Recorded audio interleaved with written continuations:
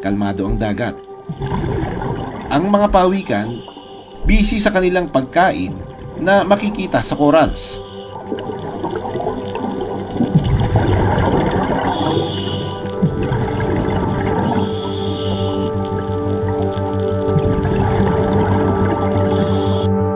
Ang dalawang ito, abay, mukhang may gustong pag-usapan.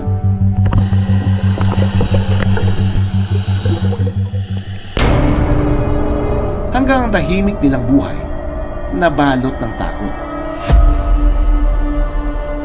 Hinuli sila ng tao at kinain. Dito na nila ginakatay yung mga pawikan. Nagkauod na. 4 na tao ang namatay dahil sa pagkain sa kanila. Ang banta sa buhay ng mga pawikan tila lalo pang nadagdagan.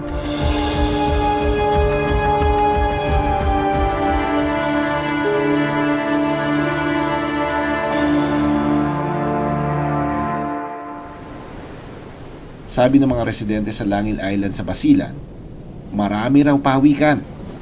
Kaya sa unang pagkakataon, susubukan naming i-dokumento ito. Gusto lang naman natin makita yung mga pawikan na nasa ilalim. Tignan natin kung mas calmer sila.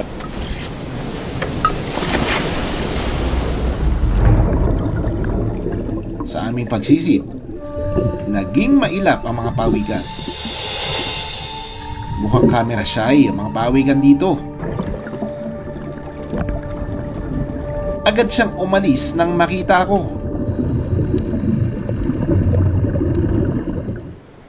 Para hindi sila magambala, gumamit kami ng drone. Ang isang ito, kampante sa pagkain ng mag-isa. Malapit din sa kanya ang isa pang malaking pawikan. Pero may nalaman ako sa sitwasyon ng mga pawikan doon.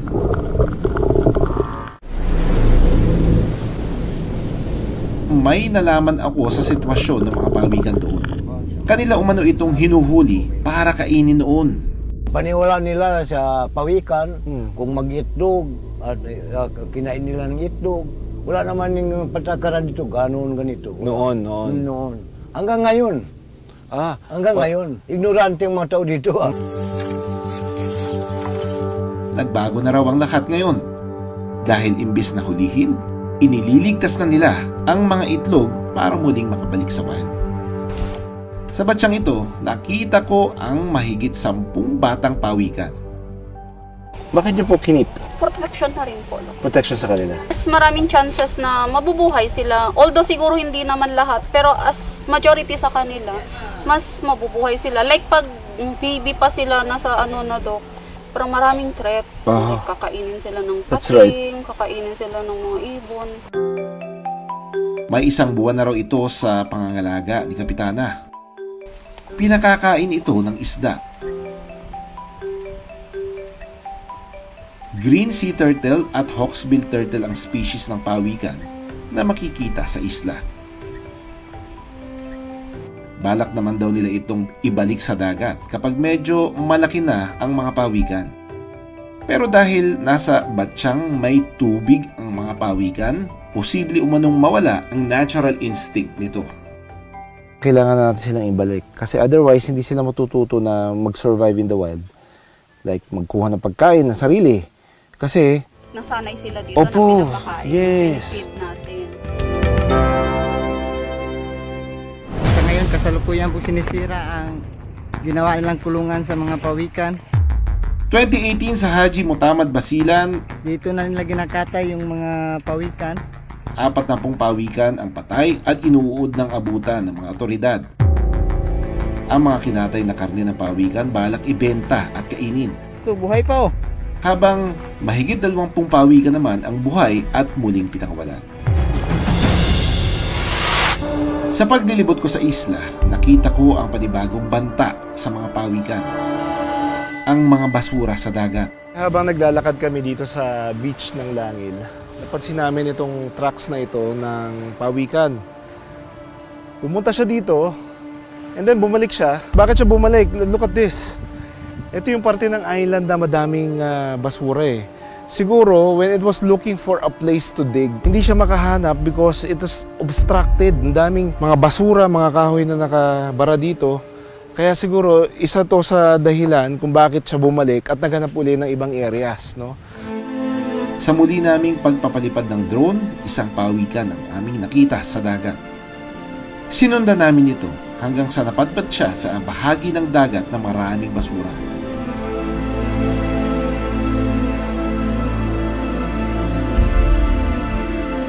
Dinikitan niya ito at tila isa-isang tinikman. Kasama niya ang mga basura sa paglangoy. Isa lang ang pawikan sa mga lamang dagat na naninirahan kasama ang mga basura.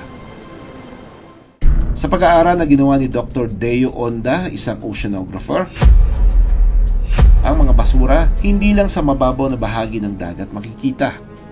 This is the deepest part of the Philippine Trench. We're showing a raw depth of 10,045 meters.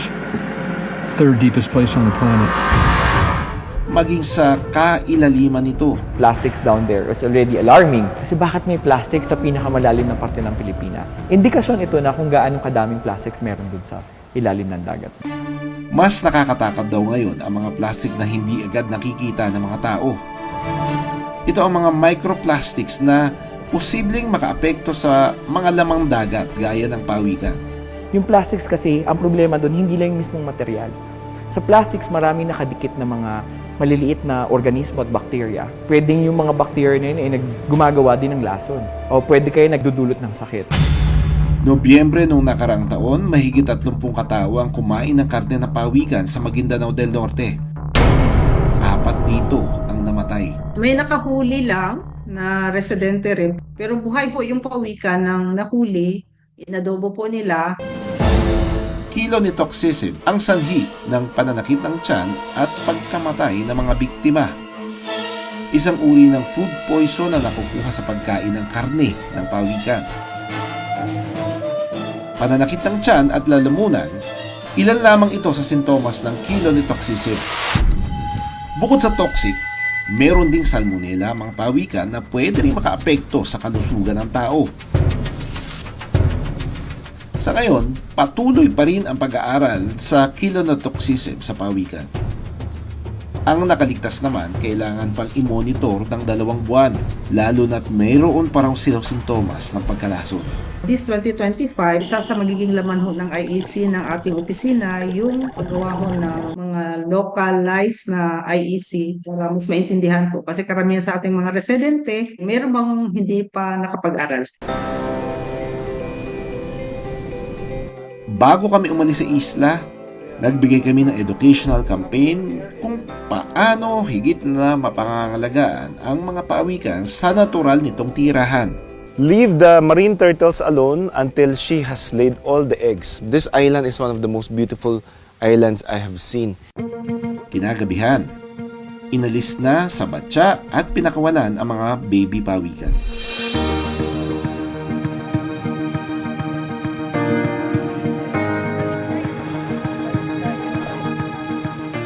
Wish lang sa kanila na hopefully na makasurvive sila lahat.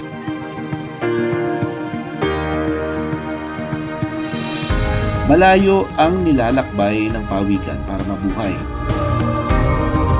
Sa kanilang paglalakbay, marami rin silang nakakasalubong na problema.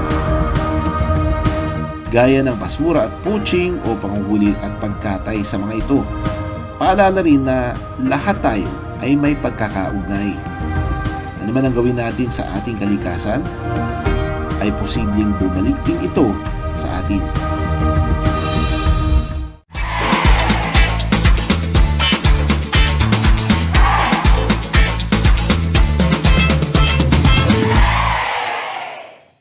Maraming salamat sa panonood ng Born to be Wild. Para sa iba pang kwento tungkol sa ating kalikasan, mag-subscribe na sa GMA Public Affairs YouTube channel.